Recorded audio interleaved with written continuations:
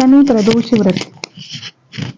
गर्गाचार्य जी ने कहा, हे महाते, आपने शिव शंकर प्रसन्नता हेतु समस्त प्रदोष व्रतों का वर्णन किया। अब हम शनि प्रदोष व्रत विधि सुनने की इच्छा रखते हैं, सो कृपा करके हमें सुनाएं। तब सूत जी बोले, हे ऋषि, निश्चित रूप से आपका शिव पार्वती के चरणों में अत्यंत प्रेम है। मैं आपको शनि प्रदोष के व्रत की विधि बताता हूँ, ध्यान पूर्वक सुने। पुरातन कथा है कि एक निर्धन ब्राह्मण की स्त्री दरिद्रता से दुखी हो शांडिल्य ऋषि के पास जाकर बोली, हे महामुने, हम अत्यंत दुखी हैं, दुख निवारण का उपाय बताएं।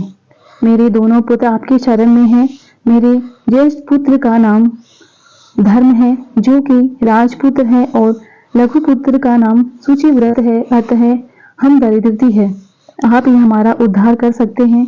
इतनी बात सुन ऋषि ने शिव प्रदोष व्रत करने के लिए कहा। तीनों ने व्रत करने का संकल्प लिया और तीनों प्राणी प्रदोष व्रत करने लगे। छोटा लड़का, जिसका नाम सूचिव्रत था, वह एक तालाब पर स्नान करने गया तो उसे मार्ग में स्वर्ण कलश धन से भरपूर मिला।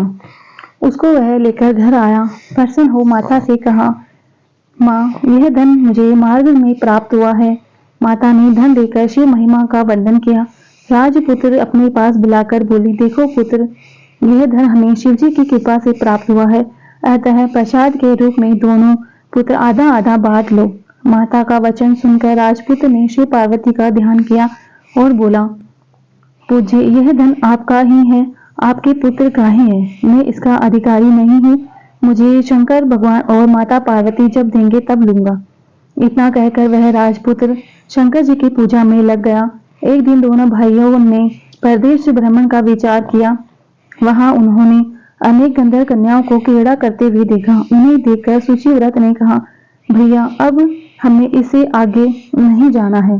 इतना कहकर सूचिव्रत उसी स्थान पर बैठ गया, परंतु राजपुत्र अकेले ही स्त्रियों के बीच में जा पहुंचा। वहां एक स्त्री अति सुंदर राजकुमार को देखकर मोहित हो गई और राजपुत्र के पास जाकर कहने लगी कि हे सखियों, इस वन के समीप ही जो दूसरा वन है, तुम वहां जाकर देख करके आओ। मैं यहाँ बैठी हूँ, मेरे पैर में बहुत पीड़ा है। यह सुन सखियां दूसरे वन में चली गई। अब वह अकेली सुंदर राजकुमार की ओर देखती रही। इधर राजकुमार भी कामुक दृष्टि से निहारने लगा। युवती बोली, आप कहाँ रहते हैं? वन में कैसे पधारे? किस राजा के पुत्र हैं? क्या नाम है? राजकुमार बोला, मैं विदर्भ नरेश का पुत्र हूँ। आप अपना परिचय दे। युवती बोली, मैं विदर्दविक नामक गंधर्व की पुत्री हूँ। मेरा नाम अंशुमति है। मैंने आपकी मन में की स्थिति जान ली है कि आप मुझ पर मोहित है। विधाता ने हमारा संयोग मिलाया है। युवती ने मोतियों का हार राजकुमार के गले में डाल दिया। राजकुमार हार स्वीकार करते हुए बोला, हे भद्रे, मैंने आपका प्रेम उपकार स्वीकार कर लिया है, परंतु मैं निर्धन हूँ। राजकुमार के इन वचनों को सुनकर गंधर्व कन्या बोली कि मैं जैसा कह चुकी हूँ वैसा ही करूंगी। अब आप अपने घर जाएं। इतना कहकर गंधर्व कन्या बोली, सखियों से जा मिले। घर जाकर राजकुमार ने सूचिव्रत को सारा वृतांत कह सुनाया।